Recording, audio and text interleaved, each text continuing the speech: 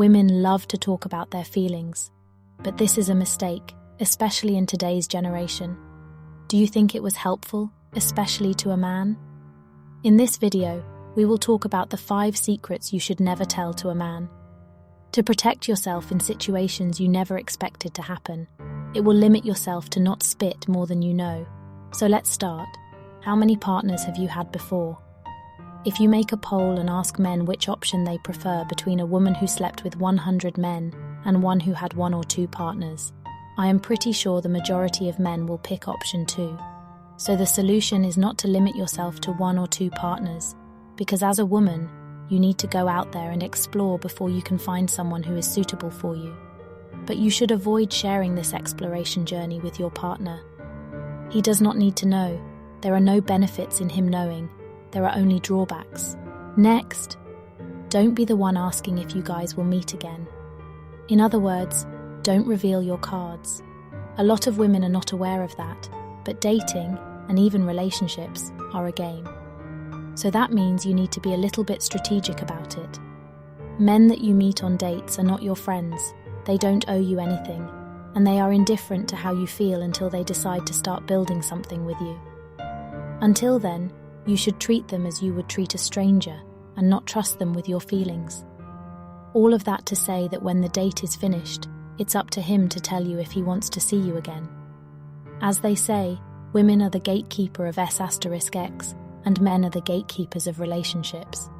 If he does not come forward and tell you he wants to see you again, it means he actually does not want it. Next, never compare him to an ex-boyfriend. It is offensive and disrespectful to compare someone with an ex. For that reason, you should really not compare the current person with an ex, and you should not even mention the ex for that matter. Some people do it out of lack of social intelligence, but sometimes a woman does it subconsciously to create some sort of imaginary competition between a man and an ideal image of an ex. Maybe because she is still attached to the ex and she wants her current man to become like him. Or because it is a learned behavior of always putting people in competitive states so that they can prove their love to her.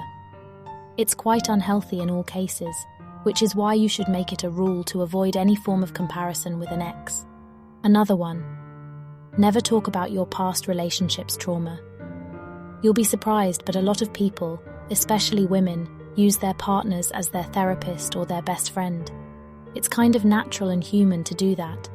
They are the closest person to you, so you naturally think of them when you want to share your feelings and open up about past traumas. The issue again is that you are revealing very intimate things that are actually your weak spots. And when you become so open about your weaknesses, you give power to the other person, even if they don't realize it immediately. You revealing your wounds and showing the person exactly where to press if and when they want to hurt you one day.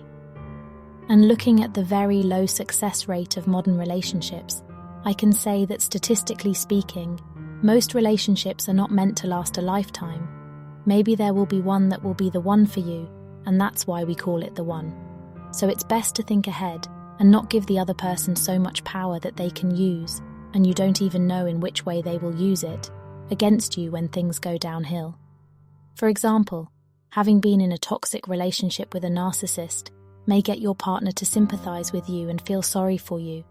But when he feels you hurt me, or you disrespected him or whatnot, he will remember this, and can then tell you that it was probably you who were the toxic person in your first relationship, even if it's totally untrue. Lastly, how much money you make for the same reasons. You don't want to tell them how much you earn, how much money you have in the bank account. Consider subscribing and like this channel for more advice that I will share that will definitely help you.